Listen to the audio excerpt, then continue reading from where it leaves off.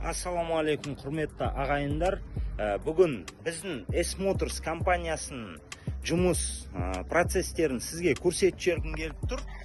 Мінекей, бұлай біздің офисіміз орналасқан Абай 1Г деген көшеде. Үлкен Астықжан деген супермаркеттің қасындамыз біз. Мінекей офистің ішіне кіріп жүрейік.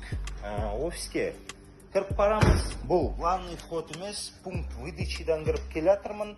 Қазір мінекей склад помещениясына кіріп отырмыз.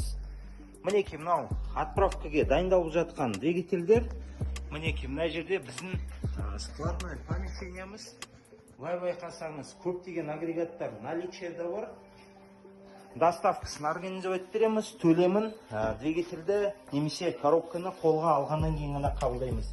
Мінекей мына жерде менің коллегам видеообзор шешіп жатыр біздің клиенттерімізге.